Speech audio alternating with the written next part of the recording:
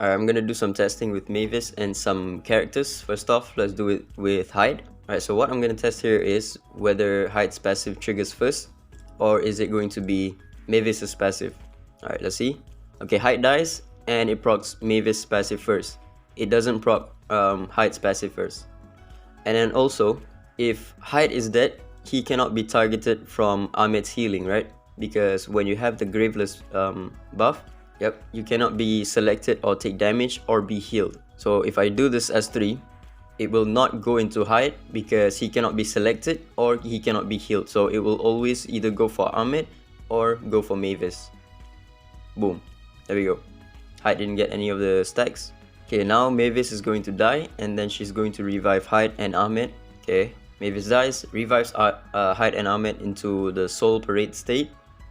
And now Hyde's passive is still not triggered yet, and since there's only units with Soul Parade left and there's no unit that has the Undying effect or Soul Parade, Ahmed's healing will have to go somewhere, so it will randomly go between the two. When I do this, there we go, both of them got healed. Mavis and Hyde is going to be like a pretty insane duo because Hyde cannot be debuffed and he becomes invincible in this state. He cannot be touched, he cannot be debuffed, he cannot be damaged, he cannot be anything except for maybe AP control, but it doesn't matter if you AP control him because he cannot take damage. So you're only delaying your death by, you know, AP controlling him. And then the next thing is when the Soul Parade ends, you take true damage based on 100% of your current HP, which means you die, right? But because in Hyde's case, he has this revive, he will actually revive instead of dying. Boom. There we go. He took the damage and he revived, but then he died again because he got attacked. So yeah, that's Hyde. Alright, so this test is going to be with Ollie. I want to see which one triggers first. Ollie's passive does not trigger first. It triggers Mavis's revive first. So Ollie will still have his cooldowns up. Alright. Next, I'm going to see if Ollie will trigger his passive when Mavis dies when he is in Graveless form. So right now, Ollie still has his passive up.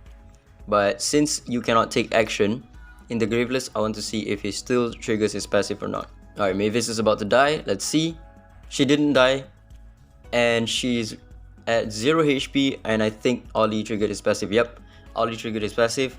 But he didn't give the invincibility or recovery. He just saves her from that lethal damage. He does proc his passive but not the effect. Alright, Mavis dies, so she gave Soul Parade to everyone and Ollie has his passive down. So I'm gonna use Nuxi to replenish his passive, and then once Nuxi takes another turn, I'm gonna see if he actually saves her or is she just going to die. Okay, so she survives. Nice, but he doesn't retaliate on anyone. He will save and do all of his passive, but he will not retaliate on anyone because it's not the enemies that killed him. So now I'm going to use the S3. Boom. He still dies, even though he has invincibility. Okay, so that's Ollie. Next one is going to be Leora. I'm going to see if Standoff can actually save you from dying. Alright, so they both have 1 turn left on the Soul Parade. Leora's skill 2 is give standoff to remaining allies. If the ally is below 50% HP, she grants it for 2 turns. So let's see if she dies or is she going to survive. There we go, she has... Nope, still dies. Yeah, the Soul Parade doesn't say anywhere that they remove buffs or anything. So it just says like they take true damage on 100% of their HP. But it doesn't say they remove buffs, so I don't know why standoff doesn't work. Ollie right here, he also should die. Let me just use the S3 and he dies, even with 2 turns of standoff. Alright, let's test out Toland and Jiuli. Okay, so Jiuli's passive proc first before her. And then Toland, I want to see when he is dead, he gives this final passage onto the killer, and when this final passage is gone, he will be revived, right? Which one is going to get the final passage? Also, by the way, cooldown does get reduced when you take a turn. So Jiuli just died just now, and he's now at 1 turn of cooldown. When you take an action during the Graveless form, you will still reduce your cooldown by 1 turn. Let me just show you real quick. Jiuli was at 1 turn, now he's at 0 turns. Okay, so now JJ has his revive back up again. And then Toland, when he dies, he will give his killer the final passage. Okay, let's see. He should die from the true damage. No, he doesn't give the true passage to anyone because it's not the enemies that killed him. He basically killed himself from the soul parade. Now let's see if Jiuli will trigger his passive, or is he just going to die?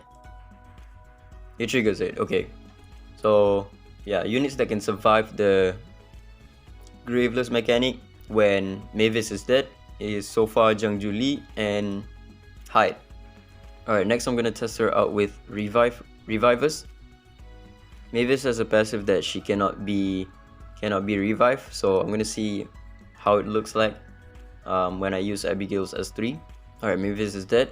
Now what I'm gonna see is whether Cecilia will proc her revive when she dies from a true damage or not. Okay, let's see here. Abigail. Yeah, I can't even target Mavis because she cannot be revived. But if I click on auto, let's see. Maybe there's a bug. No, it gives to Cecilia. Okay, so Cecilia dies, she revives, and AP pushes Abigail. Alright, next I'm gonna try it with Nuxi. Mainly the S2. I want to see what happens if I spam Mavis's S3 when Nuxi is already in the soul parade state. Okay, so Nuxi is dead. Now I'm going to use the S3 of Mavis. She's going to enter the soul parade, also gain the AP boost. Now I'm going to reset Mavis so that she can spam the S3 once again. Okay, so soul parade is at one turn, and Nuxi is at 41% AP. Is she going to gain the AP? No, she didn't gain anything. It didn't even refresh the cooldown. That's because of this part right here. Won't be replaced upon repeated acquisition. So if you spam the S3, you're not going to replace the current one of 1 turn. Alright, I'm going to try one more test with Nuxi. I'm going to see what it does on auto when I refresh her ability 3 cooldown. So right here, I'm going to refresh it. And then I'm going to see what the AI will do. Is it going to use the S3 even though it's not going to do anything? Or is she going to use the S1? Let's see. She still does the S3 even though it does nothing to anything, because Nuxi wasn't getting anything from that S3. Alright, next test is going to be with Alexa, or rather a HP balancing unit. Alright, I'm going to be reviving Alexa right here. Since you cannot be healed from the soul parade state, I'm going to see if this HP balancing is actually going to lower her HP, or is it just going to stay the same? Wait, what? Alexa gain HP? Because it's not considered as a heal, right? So you still gain HP from that.